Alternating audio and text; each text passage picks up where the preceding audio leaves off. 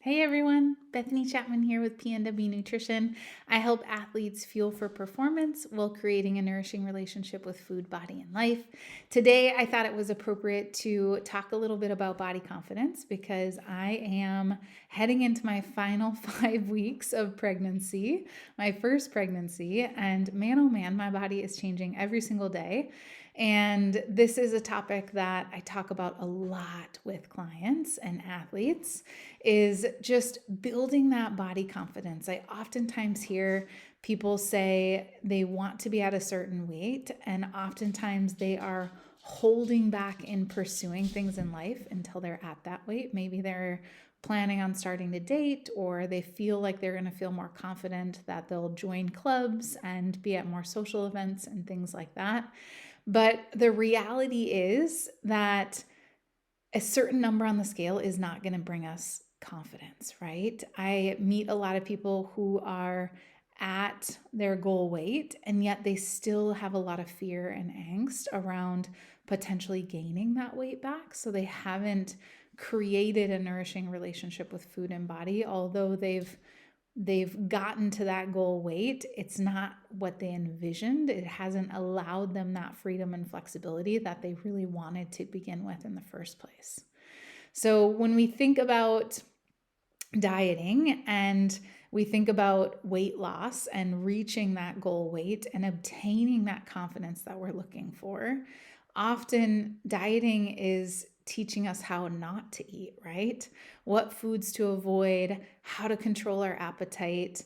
It's really pushing and pressuring our body into doing certain things that's not allowing us to create that space, create that peace with food and body. So the trouble with dieting is that we're teaching our body how not to eat, right? How to control our appetite, what foods to avoid, how to limit our overall food intake. And so really we're moving against our body's natural regulatory factors. We're built and designed to receive pleasure from the food that we eat.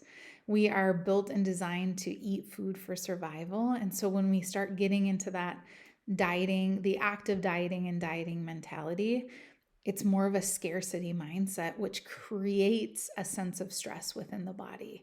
And if you've been following these videos, you know that what stress can actually do to our body and how it actually can prevent our body from actually reaching its natural weight and potentially weight loss and cause us to retain that weight. It's going to increase our cortisol, increase our insulin, and do the exact opposite of potentially what the goals that we have are.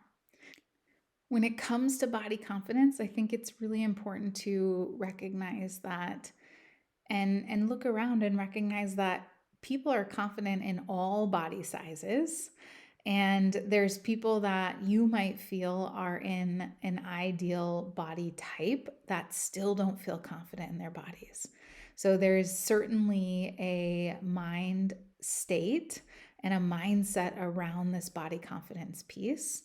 But I think one of the best ways that we can practice and shift our mindset and build body confidence is really by actually doing things in our body that allow us to feel more confident.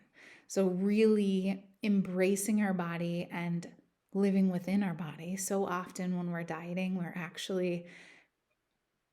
actually rejecting our body and we're not actively living within our body. And so it's really important that we're doing activities that bring us confidence and allow us to feel good in our body. So whether you enjoy dancing, whether you feel confident when you're dressed up and going for a date or putting on your favorite outfit, the goal here is doing things that allow you to feel confident in your body. So think about that. Consider that over this next week and really consider what allows you to feel more confident in your body. So instead of dieting and instead of pushing our body into doing things that feel unnatural, I really want to encourage you to focus on changing our mindset, which is really important and something that I focus a lot on in my one-on-one coaching, because ultimately what I found working as a dietitian is that we can focus on the food piece and focus on all of those logistical pieces. But at the end of the day, if we haven't shifted our mindset, that's really not going to set us up for long-term success. So embracing and recognizing the importance of shifting our mindset around food and body.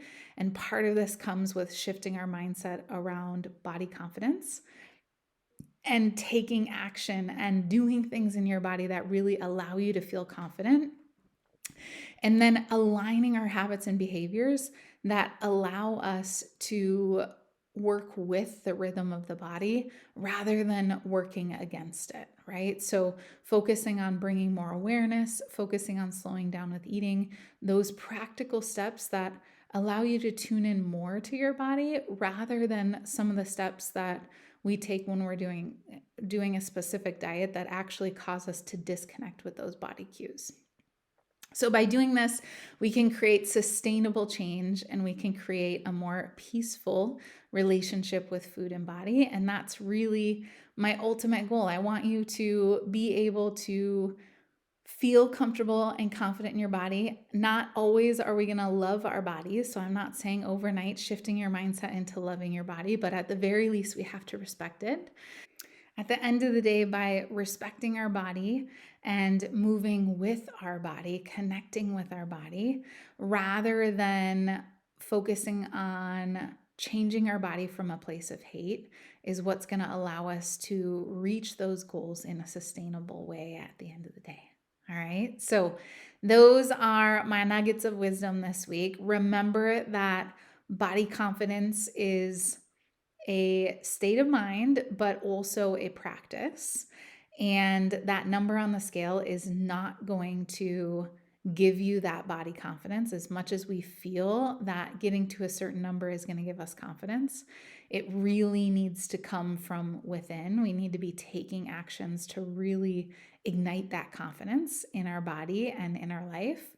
So that's my challenge to you this week. If you want to connect on social media, send me a message. I'd love to hear how you are implementing these tips in your week. All right. Have a wonderful week.